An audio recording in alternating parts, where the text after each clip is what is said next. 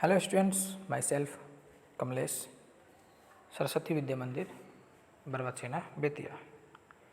हम लोग पहुंच चुके हैं इस चैप्टर के 5वें पार्ट में, चैप्टर 8, जिसका नाम है विंड्स, स्टॉर्म्स एंड साइक्लोन्स। इसके पहले जो वीडियो मैंने पढ़ाया था, जिसमें मैंने आपको बताया था कि एयर के प्रॉपर्टीज़ कौन कौन से हैं, एयर किस तरह मूव करता है, एयर के मूव करने का कारण क्या है। एक चीज़ हमेशा ध्यान में रखिएगा, एयर हमेशा हाई प्रेशर से लो प्रेशर की तरफ मूव करता है। फिर से रिपीट कर रहा हूँ, एयर हमेशा हाई प्रेशर से लो प्रेशर की तरफ मूव करता है और हाई प्रेशर वहीं पर होगा जहाँ पे टेम्परेचर कम होगा और लो प्रेशर वहाँ पे होगा जहाँ पे टेम्परेचर हाई होगा। तो हाई प्रेशर में टेम्परेचर लो रहता है, ठंड रहती है, टेम्परेचर कम रहता है, और लो प्रेशर में टेम्परेचर ज़्यादा रहता है, गर्मी ज़्यादा रहती है। इसके अलावा मैंने बताया था कि अर्थ पर लेटीट्यूड्स और लॉन्गिट्यूड्स कैसे हैं। मैंने ये भी कहा था कि 6 क्लास के बुक में आपको लेटीट्यूड्स और लॉन्गिट्यूड्स के बारे में पढ़ाए गए हैं। उसके द्वारा हम लोग आसानी से बता सकते हैं कि पृथ्वी पर एयर का मूवमेंट किस तरह होता है। इसीलिए मैंने आप लोगों को लेटीट्यूड्स और लॉन्गिट्यूड्स के बारे में पढ़ने के लिए कहा था। तो जैसे ही कहा गया था कि पृथ्वी का लेटीट्यूड्स और लॉन्गिट्यूड कुछ इस टाइप का दिखता है, एक जाल की तरह। समझ लीजिए पृथ्वी को एक पूरी तरह जाल से बंद कर दिया गया हो, लेकिन ये वर्चुअल है, एक्चुअली में नहीं। ये सब ग्लोब पे बनाए गए हैं, पृथ्वी पर नहीं। ये सारे के सारे लाइंस ग्लोब पर खींचे गए हैं, पृथ्वी पर इस तरह कोई लाइन नहीं खींचा गया है। और इनका उपयोग हम लोग किसी भी जगह का लोकेशन जानने के लिए करते हैं कि इस पूरे गोल पृथ्वी पर कोई भी जगह कहाँ पर स्थित है। इंडिया कहाँ है, अमेरिका कहाँ है, ब्राज़ील कहाँ है, ऑस्ट्रेलिया कहाँ है, इन सभी जगहों का निर्धारण करने के लिए ये पूरे पृथ्वी पर कहाँ पर स्थित है, हम लोगों ने लेटीट्यूड्स और लॉन्गिट्यूड्स का निर्माण किया। लेकिन सिर्फ पोजीशन जानने के लिए ही नहीं, इसके अलावा और भी बहुत सारी जानकारियाँ हमें लॉन्गिट्यूड्स और लेटीट्यूड्स के द्वारा मिल सकती हैं।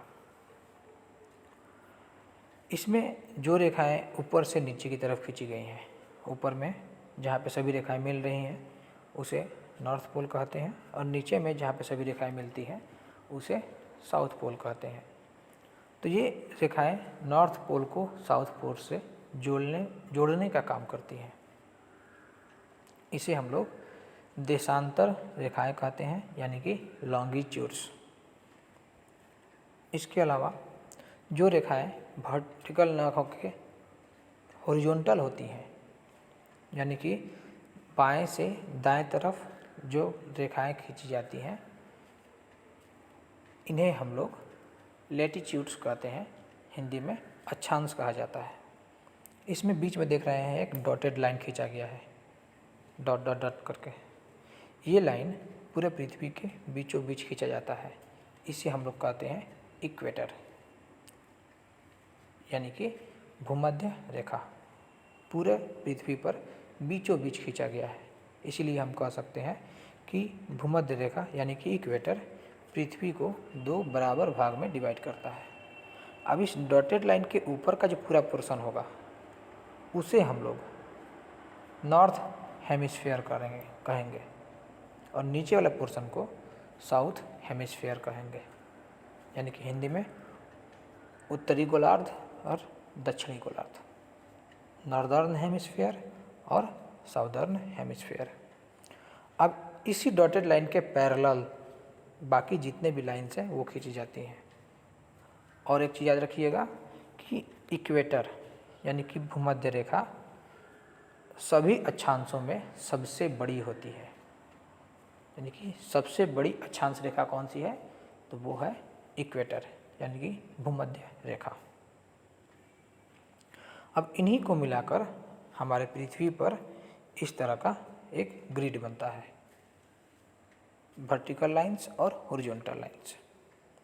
इसमें से जो ये वर्टिकल लाइंस होती है यानी कि देशांतर होते हैं, ये हाफ सर्कल होते हैं, यानी कि सिर्फ नॉर्थ पोल से साउथ पोल की तरफ जाते हैं, हाफ सर्कल, आधा। लेकिन जो अक्षांश रेखा है यानी कि लॉन्ग लेटीट्यूड्स होते हैं, ये लेटीट्यूड्स फुल सर्कल होते हैं क्योंकि ये पृथ्वी के चारों तरफ घूमते हैं।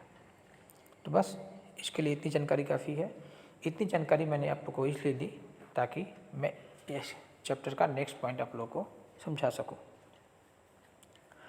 अब आगे बढ़ते हैं।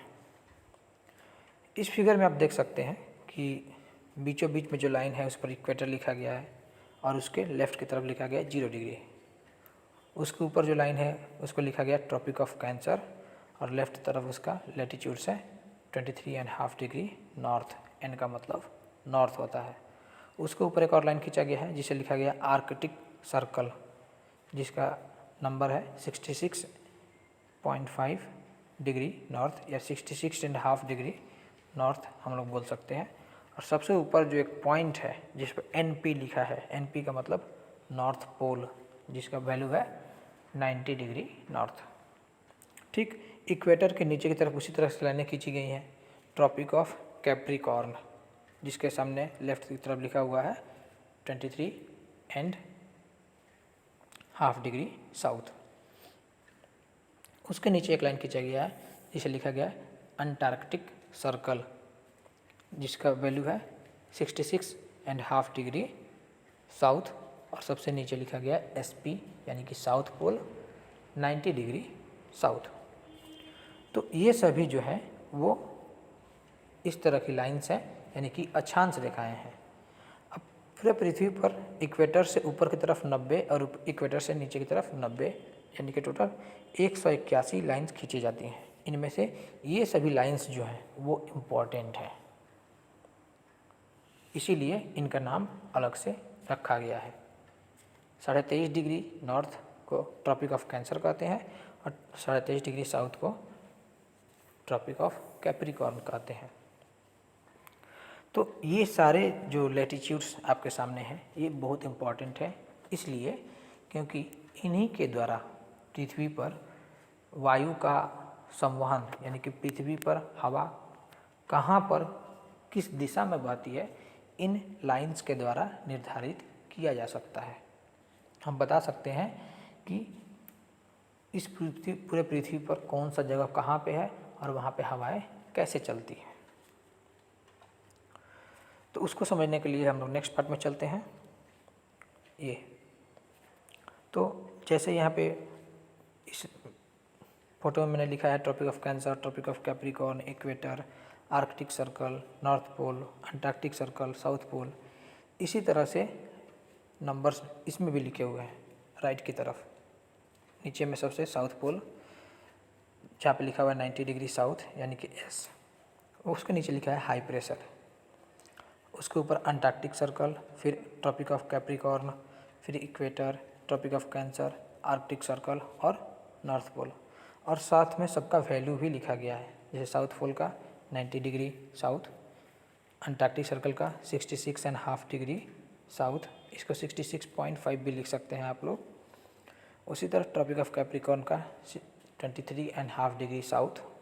इक्वेटर का कोई साउथ या नॉर्थ नहीं होता क्योंकि ये बीचों बीच स्थित है, इसीलिए इसे सिर्फ 0 डिग्री कहा जाता है। उसके ऊपर Tropic of Cancer 23.5 degree north, उसके ऊपर आर्कटिक सर्कल 66.5 डिग्री नॉर्थ और नॉर्थ पोल का 90 डिग्री नॉर्थ। तो ये सभी रेखाएं मैंने लिखी हैं, साथ में उसके वैल्यू भी लिखे हैं। लेफ्ट की तरफ मैंने लिखा है कि इन सभी लाइंस के आसपास के जो जगह है वहाँ पे किस तरह का एयर प्रेशर रहता है। जैसे अगर ऊपर से शुरू करें तो नॉर्थ पोल चूँकि सबसे ठंडा एरिया है इसीलिए हमेशा वहाँ पे हाई प्रेशर रहता है। उसके नीचे आर्कटिक सर्कल, वहाँ पे लो प्रेशर रहता है। अंटार्कटिक सर्कल या उसके नीचे है ट्रॉपिक ऑफ कैंसर जहाँ पे हाई प्रेशर रहता है। Equator low pressure, Tropic of Capricorn high pressure, Antarctic Circle low pressure और साउथ पोल हाई प्रेशर। अब दोनों पोल्स जो हैं वो हाई प्रेशर पर आते हैं क्योंकि दोनों का टेम्परेचर बहुत कम रहता है, इसलिए वहाँ पे प्रेशर हाई पाया जाता है। और इक्वेटर पर हमेशा लो प्रेशर रहता है क्योंकि पूरे पृथ्वी पर सबसे ज़्यादा गर्मी इसी इक्वेटोरियल रीजन में पड़ती है। यानी कि इस इक्वेटर के आसपास जितने भी जगह होंगे, जितने भी देश होंगे, वहाँ पे सबसे ज़्यादा गर्मी पड़ेगी। जैसे भारत का साउदर्न पार्ट, तमिलनाडु, केरला, नीचे उसके श्रीलंका, मालदीव, अफ्रीकन कंट्रीज़, ये वेस्ट इंडीज़। आप लोगों ने देखा यहाँ के लोग ज़्यादातर काले होते हैं, वो डार्क कलर के उनका स्किन कलर होता है क्योंकि वहाँ पे बहुत ज़्यादा गर्मी पड़ती है। तो ये सभी रीजन्स इसी इक्वेटोरियल रीजन में पाए जाते हैं, यानी कि इक्वेटर के आसपास पाए जाते हैं। तो चूँकि सबसे ज़्यादा गर्मी इसी रीजन में पड़ती है, इसीलिए हमेशा यहाँ पे लो प्रेशर रहता है और हाई टेम्परेचर रहता है। तो हाई टेम्परेचर रहने के कारण यहाँ पे लो प्रेशर पाया जाता है। अब यहाँ पे मैंने बता दिया कि हाई प्रेशर कहाँ है, लो प्रेशर कहाँ है। अब इससे से आप लोग आसानी से निर्धारित कर सकते हैं कि एयर का फ्लो कहाँ से कहाँ होगा। मैंने वीडियो के शुरुआत में बताया था आपको कि एयर हमेशा हाई प्रेशर से लो प्रेशर की तरफ मूव करेगा। तो हम ऊपर से देखना शुरू करते हैं। नॉर्थ पोल, उसके नीचे है आर्कटिक सर्कल। तो Arctic Circle low pressure, North Pole high pressure. तो उधर से हवाएं नीचे की तरफ यानी कि आर्कटिक सर्कल की तरफ चलती हैं, जैसे मैंने एरो में दिखाया है। फिर Tropic of Cancer high pressure है और आर्कटिक सर्कल लो प्रेशर है, इसीलिए वहाँ पे हवाएं आर्कटिक सर्कल की तरफ चलती है। यानी कि आर्कटिक सर्कल पर लो प्रेशर है और उसके दोनों तरफ हाई प्रेशर है, नॉर्थ पोल पर भी और ट्रॉपिक ऑफ कैंसर पर भी। तो वहाँ पे हवाएं हमेशा आर्कटिक सर्कल की तरफ चलती हैं। उसके नीचे है इक्वेटर। इक्वेटर पर हमेशा लो प्रेशर रहता है।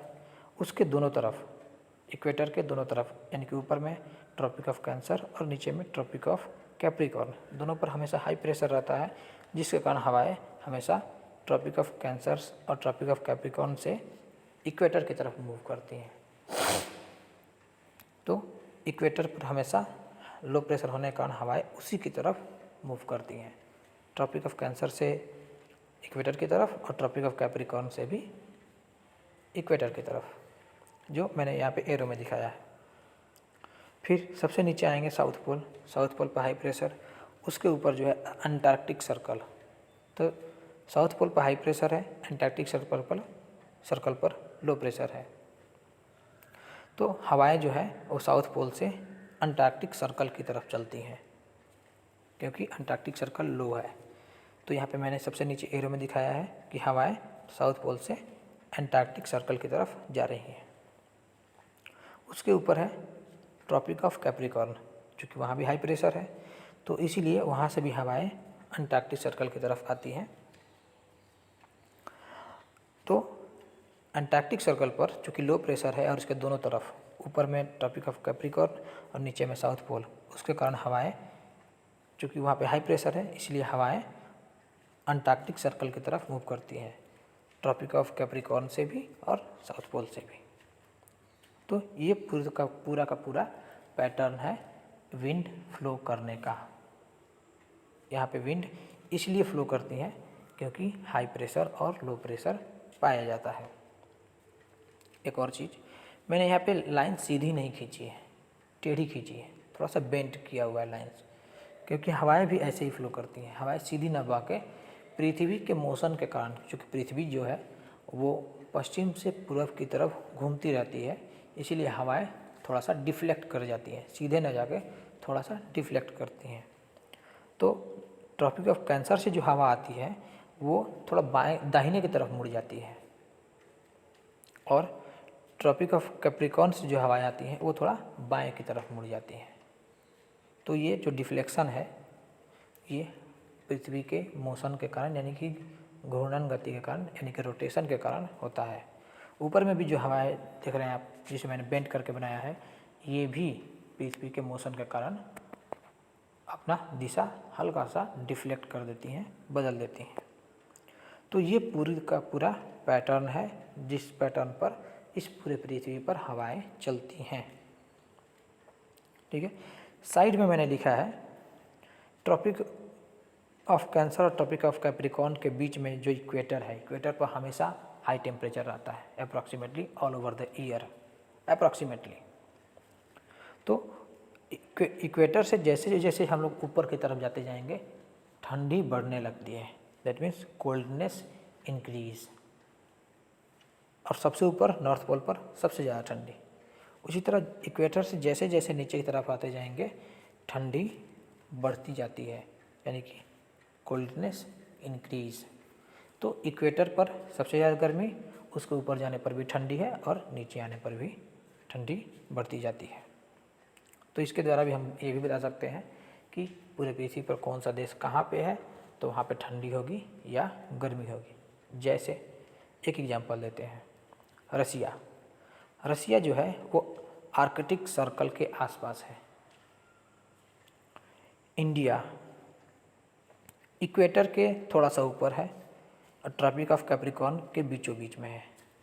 तो चूँकि इंडिया इक्वेटर के पास है इसीलिए इंडिया में गर्मी पड़ती है, और रसिया चूँकि आर्कटिक सर्कल के पास है इसीलिए वहाँ पे हमेशा सालों भर ठंडी पड़ती है। तो इसी तरह अगर आप लोग मैप निकालें तो मैप के द्वारा देखकर किसी भी देश में क्या कंडीशन होगा आप लोग आसानी से बता सकते हैं, आसानी से कंपेयर कर सकते हैं कि कौन से देश में ठंडी पड़ती है, कौन से देश में गर्मी पड़ती है। इसीलिए ये लेटीट्यूड्स और लॉन्गिट्यूड्स इम्पॉर्टेंट हैं। ठीक है, तो इतना मैंने आपको समझाया। यहाँ तक कोई समझ में नहीं आया हो तो आप मुझे क्वेश्चन पूछ सकते हैं व्हाट्सएप के द्वारा। इस वीडियो में इतना ही, धन्यवाद।